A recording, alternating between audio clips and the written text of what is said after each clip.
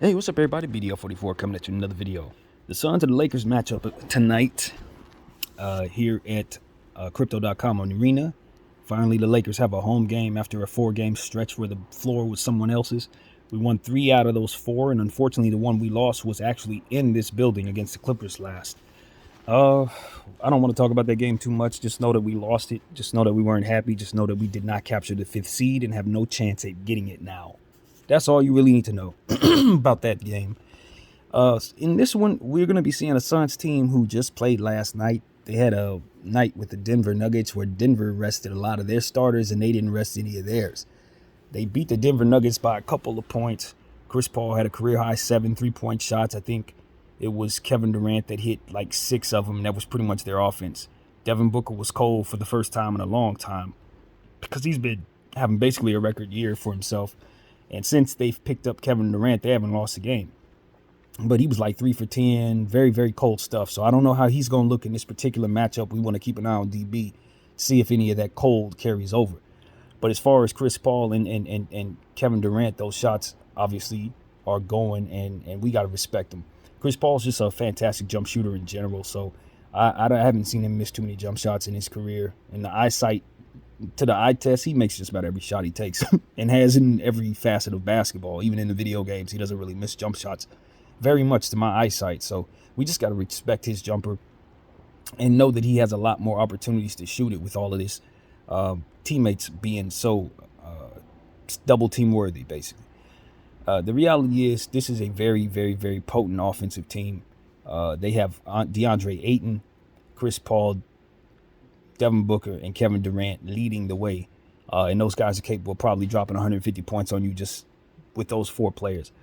You also got to deal with a bench that's ever improving. I think that they've really, really come together and played well. They're all healthy, and I think that's what's really telling the story right now in this stretch of time where they've won 7 games in a row. They've had some really good games from guys like Torrey Craig and Josh Okogie, Wainwright, and some of their other guys have just stepped up. Terrence Ross, they've played well enough to keep them in the fold, whether KD's been out there or not. And the reality is, when KD's out there, they don't lose very much. But the thing about their wins is that they've won some games that have been impressive, but only 2 of those games, in my opinion, were against really worthy teams. The Philadelphia 76ers and the OKC Thunder were 2 games that I really thought stood out in this stretch of 7 that they've won. But the others, they had 2 games against the Nuggets that Jokic didn't play in.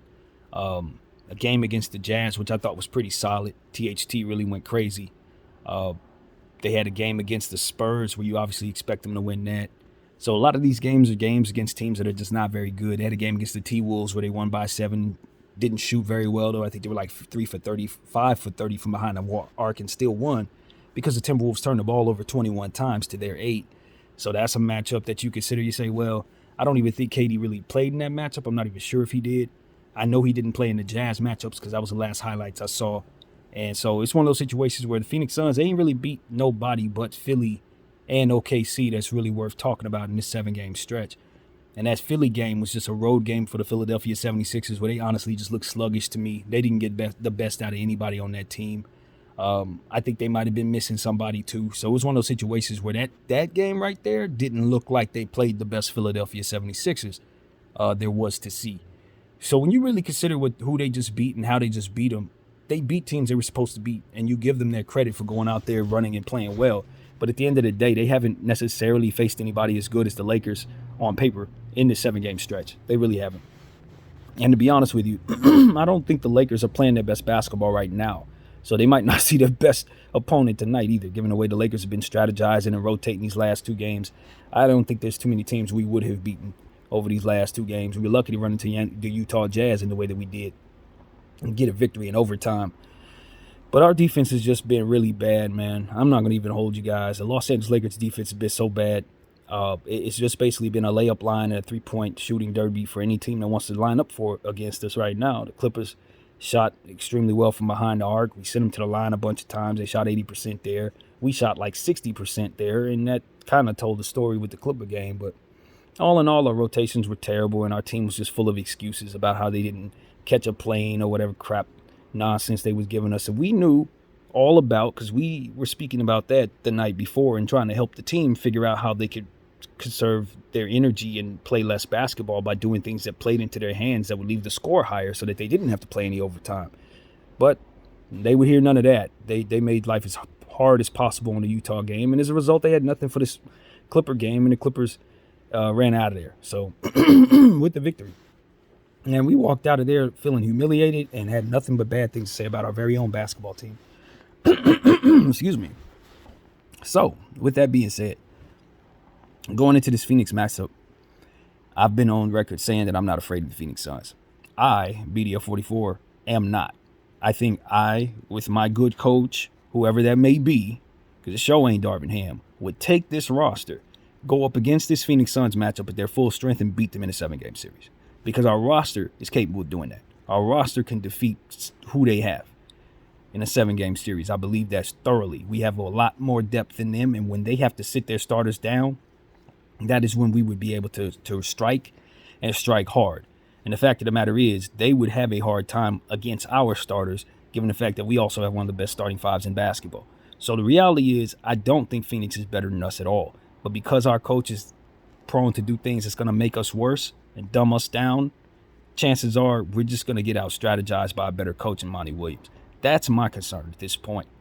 I really do appreciate our roster, though. I look at guys like D'Angelo Russell, Dennis Schroeder, Austin Reeves. These ball handlers I know can get to the line, can get some stops, who could do some things for me on the boards, guys who could play multiple positions.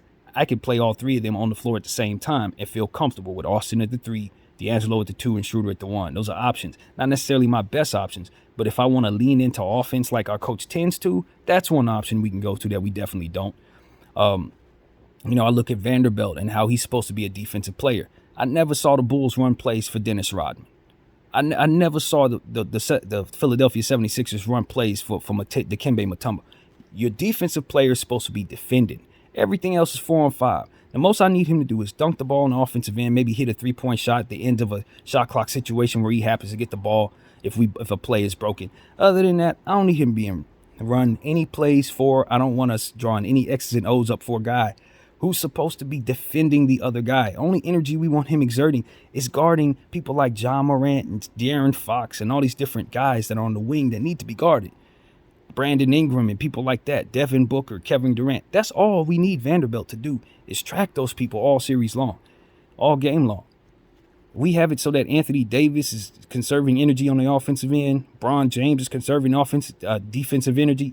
Conserve Vanderbilt's offensive energy by not asking him to run anything. We got plenty of offensive players that can score for us. We just got to be able to put them on the floor and allow them to do that.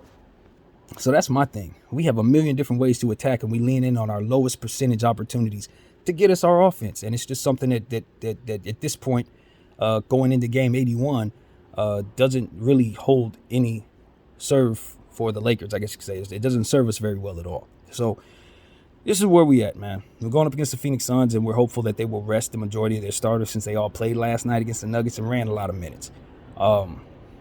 If that happens, we believe that we can go up against a Phoenix Suns bench and snap their 7-game winning streak, because that bench ain't good. I don't care what nobody say. It's solid. Don't get me wrong. It's not a bad bench. But for what it is they're trying to accomplish, they're going to need to lean on their starters quite a bit throughout the playoffs to stay healthy and out of foul trouble, in my humble opinion, to do what it is that they're trying to do. With short time, this team doesn't have their sets yet. They don't necessarily know who they are. They're running freelance stuff, and they're hoping that that's good enough in the playoffs. And I think they're trying to psych themselves into believing that that's good enough in the playoffs because of the talent that they have. But I think they know better. I think they know better, that they need their sets. They need to be on the string. They need to know one another in order to get the possible outcome that they're looking for in regards to the playoffs. Now, the media ain't going to tell you that. The media is going to tell you that the Phoenix Suns are the best team in the Western Conference. But what I understand about the word team is it requires time. Time and team go together. You have to have time on the floor to play with one another, to learn one another, to know each other's tendencies in order to beat teams that do, some of which have been together for several years now. And they're going to be running teams out there that they basically have on a string. They know each other, and they're going to be going against you in 7-game series, as to which your starters who don't know each other going to have to stay out of foul trouble, switch properly, rebound each other's misses, and all different types of stuff, be in the right position against the best talent. And as the series progress, when you start getting into physical battles, when you start having these series extend past 4 and 5 games, a team like the Phoenix Suns, who can't rely on their bench, who are going to run into foul trouble, who are going to run into injury issues, are also going to run into some times where they're just not going to know what to do and times where they need to. And that's what we understand about professional basketball after watching it for almost 30 years. You can't walk in off the street with a bunch of guys who are really talented, slap them together and say, go out there and win. 9 out of 10 times, they're not. They're just simply not. I've seen this too many times. I know what this looks like when I see it, and I also know what the media looks like when they're lying. And they're lying about the Phoenix Suns no different they were lying about the Brooklyn Nets. The reality is your Rain Wrights, your Josh Okogis, and your Terrence Ross have to be better than they are in order for this Phoenix Suns to be as good as they're telling you they are. Period. Now, the thing about it is the Los Angeles Lakers, we do have players on the back of our bench that we can call on. They could do all the things that Phoenix wish they could call on their guys to do, but we don't often do that.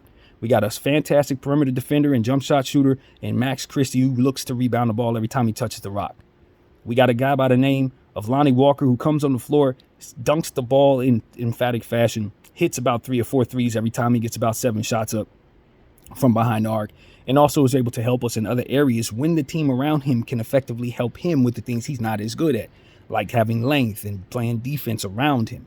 Playmakers that can get him the ball in rhythm. If he has those things on the floor, you got yourself a 30-point scorer. You think we would go to that player more often since we are looking for offensive production in every lineup that we have that doesn't even line up any defense whatsoever half the time? No, we go to players who cannot score for us, who are slumping to high hell, and ask them once again to get us our offense. Anthony Davis, he had like 15 points in the biggest game of the year. Am I going to blame him for that? Of course. Am I also going to blame everybody else? Yes, you got to look to get him the ball. It was too many shots going to too many other people not named Anthony Davis, and Anthony Davis is supposed to be the number 1 player on the team. Darvin Ham, why is there not a pecking order on the squad? Are we afraid of our superstars and don't know how to tell them that one of them is more important than the other? LeBron James is number 2, Anthony Davis number 1. What is it so hard for us to understand about this? You know what I'm saying? I'm a fan sitting back in the sidelines. Ain't nobody paying me nothing, and I'm saying this in a camera. I need Darvin Ham to look both of those guys in the eye and say, this is how we're going to win.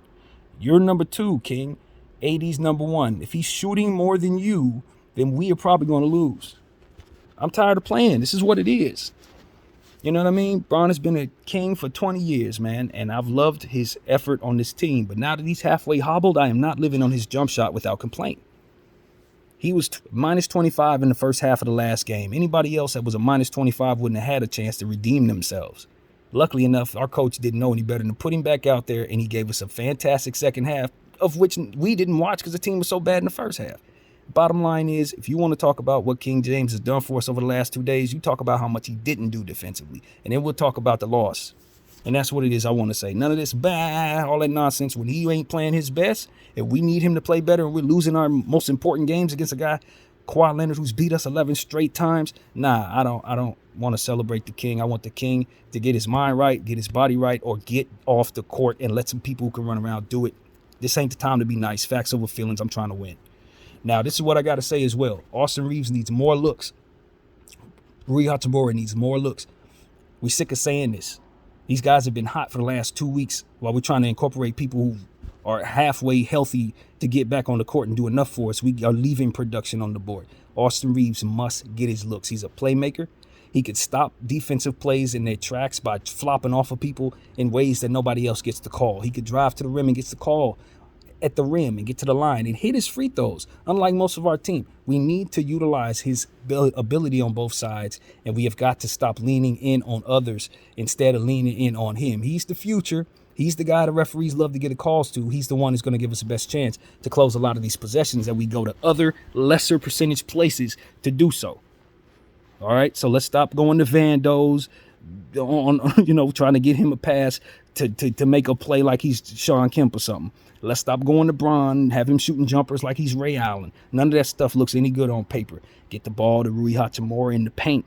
That's how you're going to get easy buckets. Get the ball to Anthony Davis in the paint. That's how you're going to get some easy buckets. Get Dennis Schroeder driving at the basket.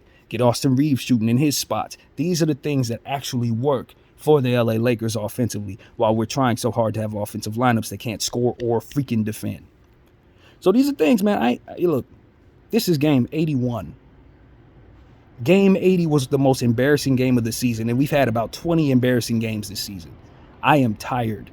I ain't happy. I'm not thrilled. I'm not amused. None of that. We made a trade that should have made us a lot better than we are. We've been winning games, and yet we've been dropping games that we had no business losing. And the ones that matter most against the teams that are the best, we seem to get mollywopped, drug, and stomped. I'm tired of it. This soft aura, whatever it is that's surrounding this team, I'm ready for it to end, man. And the fact that we're in a play-in tournament after making the trade that we've made, the fact that we can beat everybody but the teams we need to beat, the fact that we seem to be able to play well in every building but our very own, is getting to a point where my patience is gone.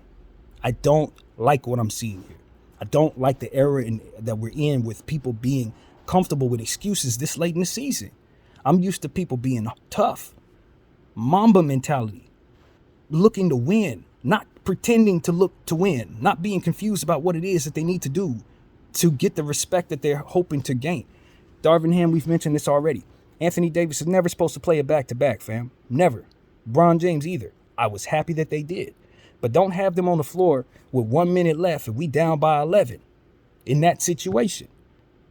You know what I'm saying? That was absolutely asinine. When we're trying to keep people healthy, we've gone through all leaps and bounds, not letting people play in games we must win so that we can find ourselves in positions to keep them healthy. And then we're going to do this crap at the end of the season?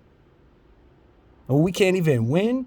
The game is over and you got Anthony Davis and LeBron James out there jogging like they can't get hurt? And we call ourselves winners. That's what I'm saying. People aren't doing things that are smart. You know what I mean? What did you think that was about? As far as Laker Nation is concerned, we just go sit out there and say, yeah, those guys played through the whistle. Boy, they really gave it their all. Like, am I supposed to say that after watching us just completely do things backwards as it pertains to Anthony Davis's health and not even win the game in the process? We're not strategizing properly. And I've been saying this all year with back-to-backs. Ain't made no sense with nothing we did. The Denver Nuggets game, we had just beat the Denver Nuggets with the same roster they had on the floor that a week before. The same exact five that they were using the next time we saw them, we load managed. We said it was a scheduled loss because we didn't think we could beat them. We just beat them, idiots. We just beat them. And talking about, nah, we going to sit our guys because, well, we don't think we could beat them, so we're just going to schedule this loss. Just mindless. Nobody's even looking at what the heck they're doing. Okay, fine. We took that loss on. Did it again with the Rockets game. You didn't want to play them in a back-to-back, and we didn't have a center. You knew you were lining our guys out there to not have enough. We went out there, got our heads knocked off in a game we couldn't afford to lose. Cool. You didn't want to play Anthony Davis. He was pissed about it. He said he was good to go. Now, in this situation, y'all play him in a back-to-back, but ain't smart enough to get him off the floor with a minute left. I mean, this type of stuff is like, yo, I want what I see to make sense because I know one thing leads to another, and it's a lot of things that lead to us having lesser talent and guys wanting to leave and guys saying our organization sucks and guys saying they can't play here because of the pressure. All of it comes from people doing stupid crap like this, man. I'm telling you, it ain't deeper than that. These type of decisions lead to people being more pressured, more strained, and less focused. And I'm tired of it. Chemistry all battered and bruised. Teammates don't even want to halfway slap hands. And this is the crap that leads to them not being good enough on the basketball floor. And I know it. You know I know it. It's incompetence. And our record is 500 because of incompetence, not because of a lack of talent in the first half of the season, because half the time we could have run better sets back then, too. We could have ran players that could have helped us better. We just decided to run with stuff that didn't work, just like we did in the Clipper game.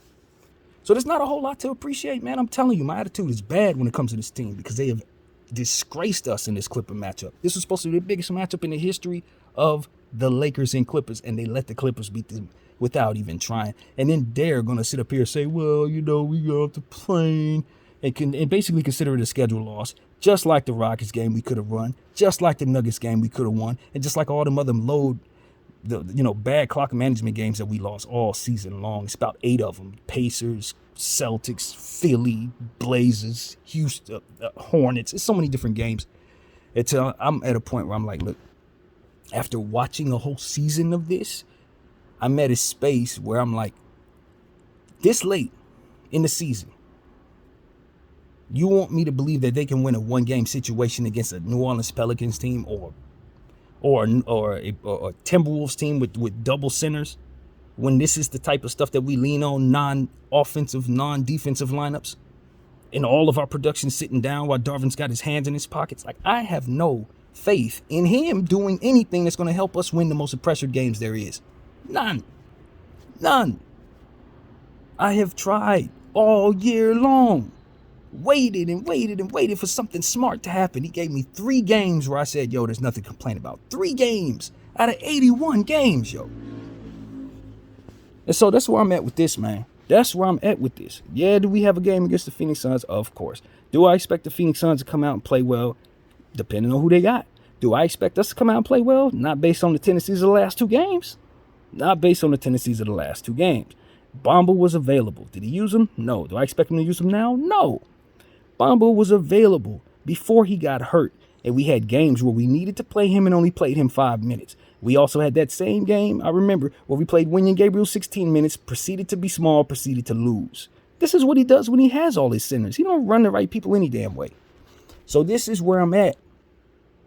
The Lakers, if we lose this game, and we lose the Utah game, and we go into the play-in tournament and continue to lose, I want Darvin gone, y'all.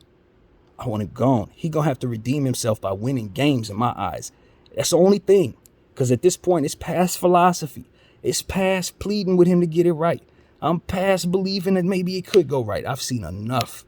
I have seen 81 games now of just bad, asinine, mindless strategy from not only the coach, but from the guys above the coach who strategize how to use this process on this schedule. Whoever strategizes schedule, you guys got to figure out how to do it better than this next season if you go be here. Because this has just been a comedy of errors left and right. How to manage people who you know can't play in no back-to-backs. It's just like, look, I remember getting on this camera telling people that I want to see the team play through the buzzer. That's what pisses me off, because I think people are looking at things very basic. And they might have actually heard me say that, which is why they left AD on the floor in the last minute. Because I was telling people halfway through the season, I need people to play through the whistle. I need people to go all the way out. I want to see players on the floor fighting to the end. This ain't what I meant. I didn't mean have our players on the floor getting hurt, possibly leaving them out there to be out injured when they supposed to not playing a back-to-back. That ain't the game you leave them out there. That goes for the whole team, not just the starters. That's whoever's on the floor at the end, not making sure that our players who shouldn't be risking their health on the floor. All I'm saying is this. If KD ain't playing, if Booker ain't playing, and if Chris Paul ain't playing, don't do like Phoenix did against the Nuggets and run your starters out there. React accordingly. Don't do what they did. That was not smart. They should have immediately pulled their starters as soon as they saw you. Phoenix or whatever, the Denver was pulling their starters. And so that's what I want us to do. Do not have our players out there unnecessarily when we know we're not playing for no 5 seed. We're not. We're not playing for the 5 seed. We've already botched that. The 6 seed, we have to win both of our games, and then we need the Golden State Warriors to lose one of 2 games. And they ain't losing neither one of those games because it's the Warriors and it's playoff time. So we're not, you know what I'm saying? That's how I'm looking at that. They're not losing against the Blazers, who's tanking, and they probably ain't losing against whoever else they're supposed to lose to, too, because it's just not happening. So that's where I'm at with that. We're going to be either the 6th seed or the 7th seed. And if we're locked in at the 7th seed, the only thing I would have wanted us to do was make sure that Anthony Davis was healthy enough to play in the play-in tournament game. And if we run him tonight and he gets hurt, guess what? He's not available to play in the play-in tournament game. So as far as I could tell, sit Bron, and run the other guys out there and do your best against Phoenix Suns, who's likely going to be either beating you regardless or sitting all their starters, as to which you should beat them regardless. Either way, we ain't need to be starting our starters in this game. No. AD don't play in this game. He played a back-to-back. It was absolutely unnecessary to even have him out there if we were going to go out there and lose. He was only going to score 15 damn points. We didn't even need him out there. And Bron, minus 25 Bron. Listen, you already heard what I had to say. Ain't nothing changed. Nothing's changed. But let's just get through this season. That's all I got to say about that, man. I'm saluting Kobe. Salute Kobe minute. You know, that's where we at with that. Man, this is the NBA, bro. It's a young person's league. And while we can bet on the GOAT guy, the GOAT, Bron, to continue being this, I like percentages, bro. I like playing. This is a game of playing to the betterment of your better percentages. Just like I don't like leaning in on Bron's jump shots and Malik Beasley's defense to get me through. I definitely don't want to lean on dude at 38, the 39 soon, the end of the year, to try to lead me against 23-year-old field full of superstars and deep teams. Nah. No, he can be a piece on that team. The third guy, yeah, Bron could be the third guy right now. But the first guy, hell no. Nah. The second guy, we'll see. That's the position we're in right now. We'll see. But the first guy, no, man. And asking him to go out there and win a championship like it's in 2006. No. My basketball IQ is not the greatest in the world, but I'm not that type of stupid anymore. No. Just like I don't believe in old guys on the bench, when it comes to you being our superstar, you know I'm going to be even more of a nitpicker, so to speak. You're going to have to get it right. You're going to have to stay healthy. You're going to have to be somebody that can see Kawhi Leonard, at least look him in the eye, fam. At least be able to dunk in his vicinity. When you know you got more rings than him, cachet higher than him, all that, and you just keep cowering in presence of this man, and look, we all got triggers. We all got things we can't overcome. It's not my place to sit up here and get on him for his or whatever it is. But it is my place. When he's wearing my uniform, he can't beat his guy. He can't beat that guy. Just like DeMar DeRozan couldn't beat him, he can't beat Kawhi. And I need to beat Kawhi. You understand what I'm saying? I'm a Laker fan. He's a Clipper. I need to be able to beat him. My front line man needs to be able to shoot his team down because we've lost to them 11 times now in a row. So next year, when we see the Clippers, I need my frontline man to be able to shoot him down. And I don't want my excuse to be Bron wasn't healthy. Bron wasn't here because we moved on and we got with the times. So that's what we have to do. Facts over feelings. I'm telling you, you can't tell me no facts over feelings and not back that up. I'm going to speak it for the rest of my existence. I'm going to say that just about every other video when we talk about the Lakers. Because it's what people have denied to do. Put their facts in front of their feelings. They put their feelings, they put their politics, they put the legacy of the 17 and the legacy of Bron and the legacy of AD and the legacy of everything but winning right now in position. The only legacy that matters is what you about to do. That's the only legacy that even matters. And if you ain't about to do nothing but sit, if you ain't about to do nothing but cower, if you ain't about to do nothing but botch the strategy, then you got to go. You got to go. And that I don't find any limitations to pertain to that. It could be from top all the way down to the water boy. Because we stand for something here and we're not seeing it here clearly. And the Clippers are dancing in our faces with no banners to show for it. No banners. At the very least, could you let the people who beat you 11 times in a row have at least one banner that we could look at and say, yeah, that justifies why we haven't beat them in 3 years? There's nothing there. You've lost to a team that always loses to somebody else. Let that register.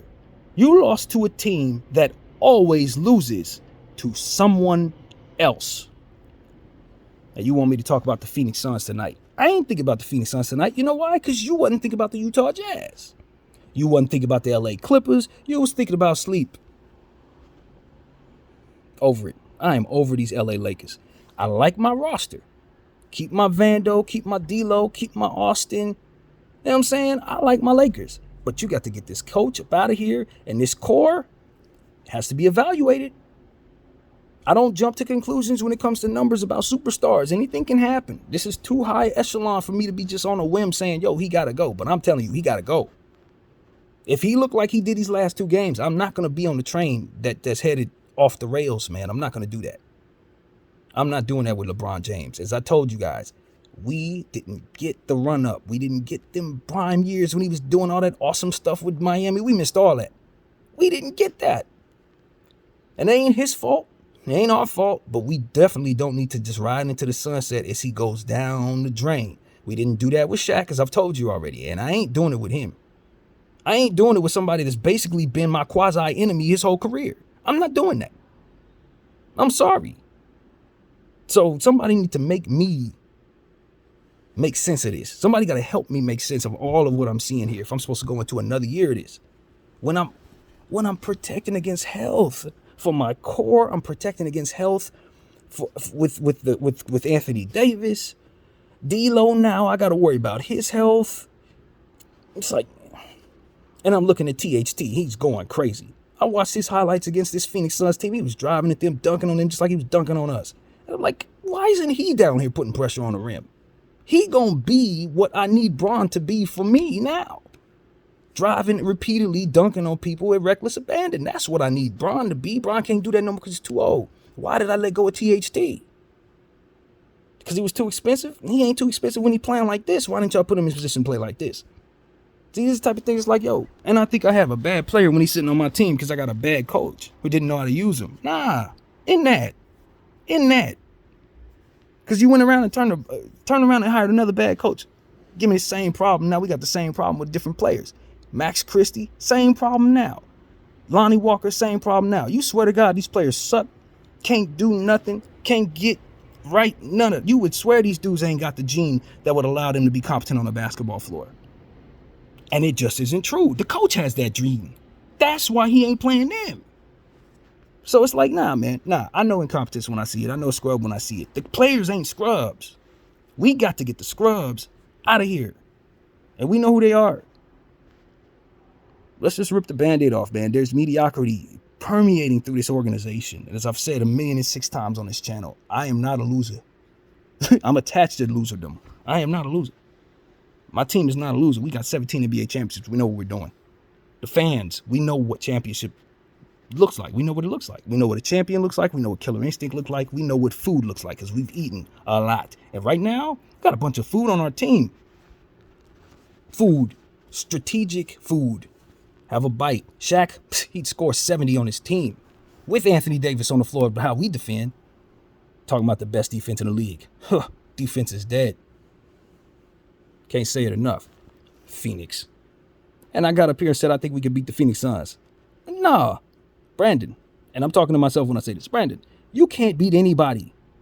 Why? Because this is a strategic game and your strategy sucks. Your three-point strategy is garbage. You play off of three-point shooters. Your three-point discipline isn't bad. It's bad when your best player's down there shooting bad threes. Your transition defense is bad when your best player's down there not defending. Don't have your length on the floor. It's a lot of stuff that we do to make ourselves look like we're the Washington Wizards when we actually are more like the Boston Celtics. Dumb our roster down in every different way. Lean on the guys who are going to do the least for us. Sit the guys and destroy the confidence of the guys who can help us the most. While we lean on stuff that does not work. I am past patience level 0. We're done. We are done. I just need these games to end. Hopefully they can win so I can turn flip my mind around. Yay, all that crap again. But the reality is I still feel the same way I did 3 weeks ago when I told you I think this team's going out in the first round. Why? Because I know when it comes down to it, what's going to happen. Just like I've been saying. So that's where my head is, man. A whole lot of positivity. I ain't, whatever. Like I said, I've told you guys many times, I don't do this for the fans. I address the team. And if I feel like there's a lot to be happy about, I'm going to give you all kinds of positivity. When I feel like we're in the dumps and we're about to lose 3 games in a row, I'll tell you that's exactly where we're at. That's exactly where we're at. Unless Phoenix decides to sit everybody the way we've been strategizing, we're not going to win. And the reality is, it's Crypto.com arena. And I really do think our team plays better outside of that building. Guys don't hit shots in that building. Blink Beasley doesn't hit shots in this building. You know what I'm saying? Guys just don't. Guys clam up in here for our team. And after watching this a lot lately, it's just in a space where I like, so I expect. That's why it's a big game.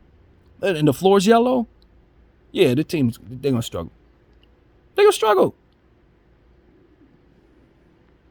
So it's like, man, look. Everybody can go off to the top and say, yo, the Lakers going to win the championship. I, for one, think if we had a really good coach right now, for sure, we got a chance at a real good chance. Because he's going to put Bamba and AD on the floor. We're going to have length to do things to people that we don't even try. We're going to have length to do things to people we don't even try. With Bamba, AD, and Hachimura on the floor, do you have any idea how big we are? Just massive. Troy Brown, Austin Reeves, you're massive. Put LeBron in that lineup, massive. You know what I'm saying? Winning, you don't ever have to be small at all. You could win the boards by 10 every night if you use this roster correctly. And that's why it's so much angst and frustration in me. That's why I got so much bitterness when I talk about this team, because I know what we can do. I know what this roster can do. A good coach will win a ring with this roster. A good coach will get to the Western Conference Finals with this roster. But if you're going to do the wrong things, you're going to get the wrong result. So that's what it is, man. Phoenix Suns have beat a bunch of nobodies as of late, and they're getting praised like they the king of the world. And let me tell you, they ain't beat nobody. They ain't beat nobody. They just beat who was in front of them. You got to give them credit for that. But they ain't been tested. And so this is going to be the best roster they've seen since the Philly game, in my humble opinion. Maybe the OKC game, depending on what you think of them. So it's up to us. Are we going to run our full roster? And if so, are we going to play like we actually want to win? Or are we just going to go out there like we did against the Clippers with a bunch of excuses and no energy and not a whole lot of belief in each other and absolutely backwards mindset about how to attack the game itself? We're playing off of shooters tonight like usual. We're going to roll the ball on the inbound every 3 plays like that ain't the most predictable thing in the world. We're going to refrain from getting Anthony Davis the basketball. We're going to refrain from getting Austin Reeves his looks so that Malik can get like 12 threes up. So like Bron can get like 15 shots up from behind the arc or some stupid crap. You're going to look to get more assists than 5 today, Bron? You're going to attempt like 20 shots? These are things that I don't need, bro. That's essentially what I'm saying. I don't need this. I could very easily do something else with my time if that's what y'all going to do. You know what I'm saying? We're going to lean and live and die with LeBron jump shots with nobody down there to rebound the ball so they can get out in transition. Lay the ball up on us. Is that the plan? Watch Terrence Ross get a big time dunk tonight or something?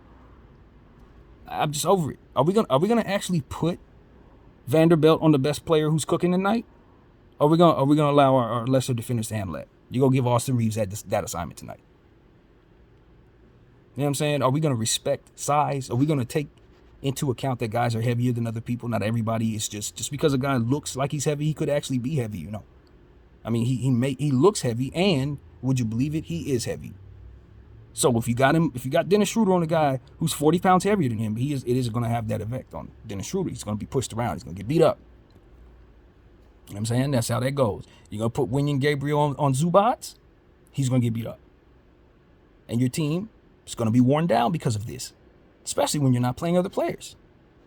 Talk about fatigue and tired. This is how that happens. When you put smaller people on bigger people and tell them to bang with them all game. That's what I'm saying, man. I ain't got no time for stupid stuff. This is stupid stuff, man. This is not something you have to explain to somebody who knows what the hell they're doing.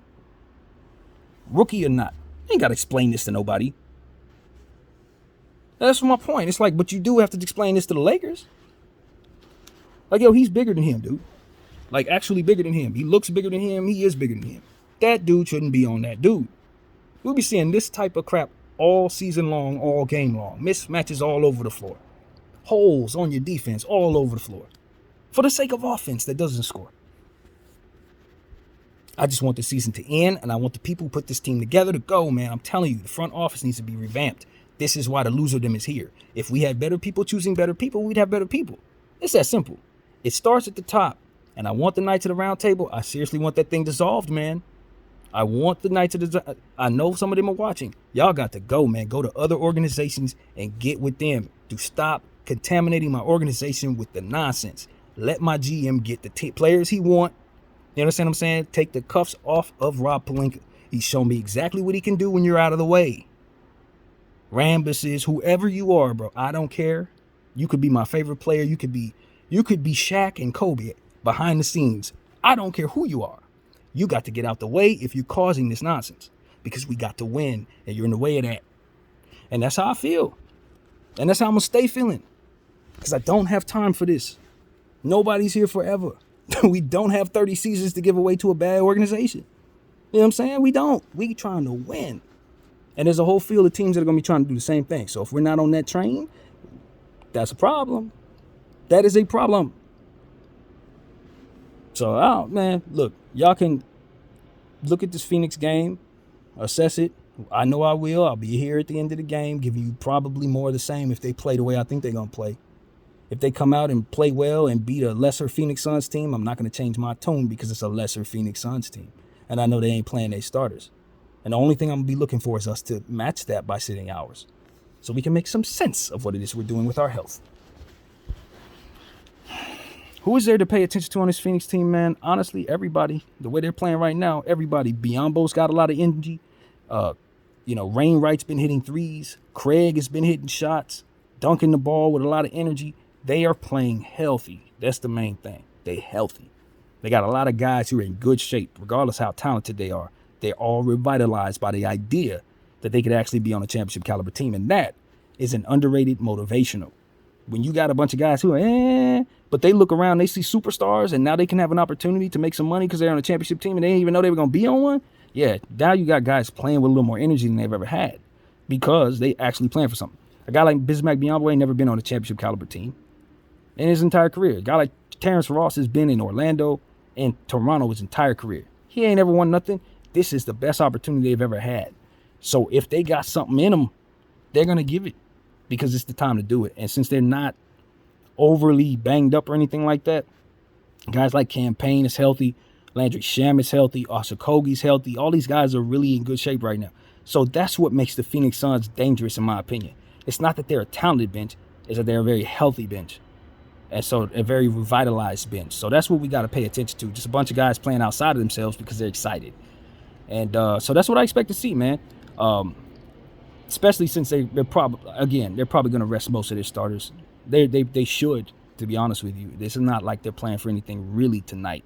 Not really. So this should be a free win for us if they do that. Like I said, the Lakers, we know we're a better team than them in general. If we're just looking at roster for roster, we're deeper. If we use our fullness of our roster versus the fullness of the roster, we should be able to get victories against them. As to where most teams, in my opinion, will not. And that's key. Just because I'm not afraid of Phoenix Suns don't mean if I was a head coach of somebody else, I wouldn't be. Laker, am not afraid of them because I got the talent to match up with them if we're wise enough to put it on the floor when we need to, which we're not, unfortunately. So that's what I expect. I expect if the Suns don't sit their players, we're probably going to go out there and get spanked because that's how we've been playing defense. We're going to play off people like Josh Okogie and Torrey Craig, and they're going to hit three-point shots because that's exactly what they do. It's exactly what they do. And knowing us, the way that we defended Eric Gordon and Bones Highland, we're probably going to leave KD and Booker open too if that's the case. CP3, he hit 7 threes in the last game, right? If any tendencies have been carried over from the last 2 games, the Lakers don't even know that. They don't even know it. KD mentioned something about, being prepared. If you don't know what we're doing by now, then you shouldn't be fit to coach. He said that. It's a quote that I got from him as I was reading. He was like, these teams at this point, if you don't know what we're doing by now, there's 80 games of data showing you guys what these players are about. If you don't know what the Phoenix Suns are about just because we just put ourselves together, you're not fit to be coach. Darvin Ham. Believe me when I tell you, he was talking to you. And any other coach that would dare go up against the Phoenix Suns without doing no damn homework. I don't know if these coaches and these players of these various teams know that teams are studying you. They're watching you. Especially if they think they're going to have to see you in the playoffs. This time of year, they're watching your every move. So you want to lean on a player that doesn't work? Ain't going to work for you? You want to do stuff that doesn't make sense? You want to play players when you shouldn't in a situation? The other stars and other teams are watching these tendencies. And they're going to be implementing strategies to beat you because of it. Just like I would. So when I hear KD say that, all I know is he been watching the Lakers. That's all that tells me. He been watching the Lakers. He know we ain't come prepared against Utah. He know we didn't come prepared against the Clippers. And he know damn well if we don't come prepared against him, we going to get knocked off. So that's what I got to say, man. Preparation. Practice. Those are things this Laker team needs, no matter who's on the floor, no matter what season it is. And if we don't respect those things, we're going to be like we are here. Good enough, but not just the same because we ain't practiced enough. Because guys don't know what the hell they're doing. BDL 44, I thank you all for watching.